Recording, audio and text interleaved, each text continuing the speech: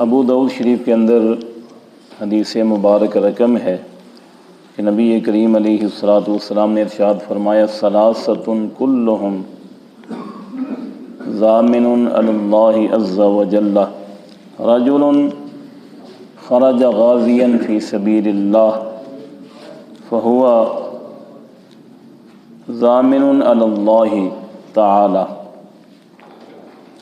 حتی یتوفاہ فیدخلہ الجنہ او یردہ بما نال من اجر و غنیمہ۔ اللہ کریم تین لوگوں کو اپنی ضمانت عطا فرماتا ہے، تین شخصوں کو اپنی ضمانت عطا فرماتا ہے۔ ایک وہ شخص ہے جو اپنے گھر سے اللہ تبارک و تعالیٰ کی راہ میں جہاد کرنے کے لیے نکلا، اللہ تبارک و تعالیٰ کے دین کی سربلندی کے لیے گھر سے نکلا۔ رجل خرج غازیا فی سبیل اللہ فہو علی اللہ ضامن، اللہ تبارک و تعالیٰ اس کا ضامن ہوتا ہے، وہ اللہ تبارک و تعالیٰ کی ضمانت میں ہوتا ہے۔ حتی یتوفاہ، یہاں تک کہ وہ دنیا سے چلا جائے، فوت ہو جائے۔ فیدخلہ الجنہ، اللہ تبارک و تعالیٰ اس کو جنت میں داخل فرماتا ہے، یہ اس کی ضمانت ہے۔ اگر وہ فوت ہو جائے تو اللہ تبارک و تعالیٰ اس کو جنت میں داخل فرماتا ہے۔ او یردہ بما نال من اجر و غنیمہ، اگر وہ واپس لوٹ آئے تو اللہ تبارک و تعالیٰ اس کو اجر و ثواب بھرپور پیمانے کے ساتھ عطا فرماتا ہے۔ دونوں صورتوں میں اللہ تعالیٰ کی ضمانت میں ہے۔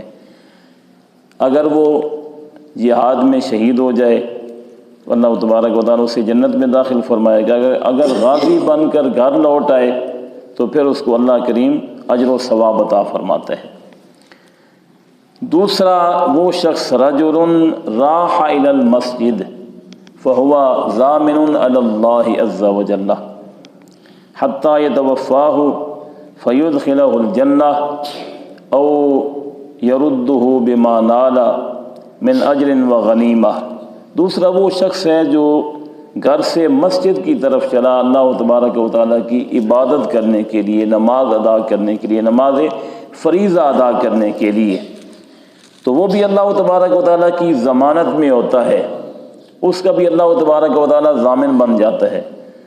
اگر وہ راستے میں آتے ہوئے یا جاتے ہوئے یا مسجد میں داخل ہوتے ہوئے مسجد کی حاضری کے دوران وہ فوت ہو جائے، فیدخلہ الجنہ، اللہ تبارک و تعالیٰ اس کو جنت میں داخل فرمائے گا، یہ اس کی ضمانت ہے۔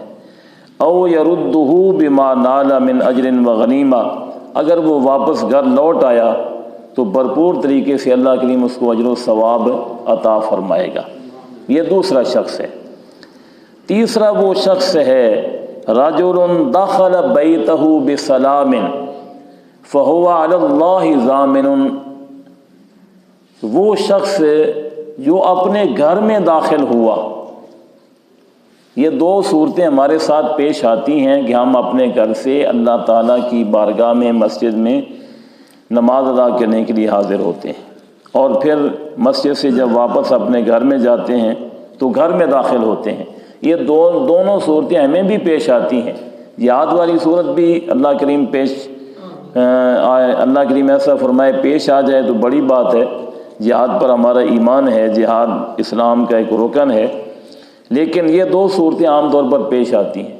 تو سرکار نے فرمایا تیسرا وہ شخص جو اللہ تعالیٰ کی ضمانت میں ہے، وہ شخص ہے من دخل بیتہ بسلام، جس نے گھر میں داخلے کے وقت اپنے گھر والوں کو سلام کہا، جس نے گھر میں داخل ہوتے وقت اپنے گھر والوں کو سلام کہا، تو وہ بھی اللہ تبارک و تعالیٰ کی ضمانت میں ہے کہ اللہ تبارک و تعالیٰ اسے یا تو جنت میں داخل فرمائے اور یا پھر اللہ کریم اس کو اجر و ثواب عطا فرمائے۔ تو اللہ تبارک و تعالیٰ ہم سب کو ایسی توفیق دے کہ ہم جب گھر سے مسجد میں نماز ادا کرنے کے لیے حاضر ہوں تو ہماری نیت بالکل اللہ تبارک و تعالیٰ کی بارگاہ میں حاضری کی ہو، اور کوئی دنیاوی نیت نہ ہو تاکہ ہمیں یہ فضیلت نصیب ہو جائے۔ اور جب ہم مسجد سے گھر میں داخل ہوں تو گھر والوں کو سلام کریں، اور گھر والوں کو سلام کرنے پر بھی ہمیں یہ فضیلت حاصل ہو جائے گی کہ اللہ تبارک و تعالیٰ کی ضمانت مل جائے گی۔ اور حدیث شریف میں ہے کہ اگر گھر میں کوئی نہ ہو تو پھر نبی کریم صلی اللہ علیہ وسلم کی ذات پر درود و سلام پڑھا جائے، السلام علیکہ ایھا النبی ورحمۃ اللہ وبرکاتہ۔ تو یہ سلام بھی ہم جب گھر میں داخل ہوں اور گھر خالی ہو، گھر میں کوئی گھر والا نہ ہو، بعض اوقات ایسا ہوتا ہے، تو ہمیں پھر کیسے سلام کرنا چاہیے؟ السلام علیکہ ایھا النبی ورحمۃ اللہ وبرکاتہ، لأن روحہ علیہ السلام حاضرۃ فی بیوت اہل الاسلام۔ ملا علی قاری رحمۃ اللہ علیہ لکھتے ہیں کہ نبی کریم علیہ السلام کی روح مقدسہ جو ہے وہ اہل ایمان کے گھروں میں تشریف فرما ہوتی ہے۔ نبی کریم علیہ السلام کی روح مبارک جو ہے وہ ہمارا ایک روحانی تعلق ہے، ایمانی تعلق ہے نبی کریم صلی اللہ علیہ وسلم کی ذات کے ساتھ۔ یہ ایمانی تعلق جو ہے نا، یہ اسی روحانیت کے ساتھ قائم ہے۔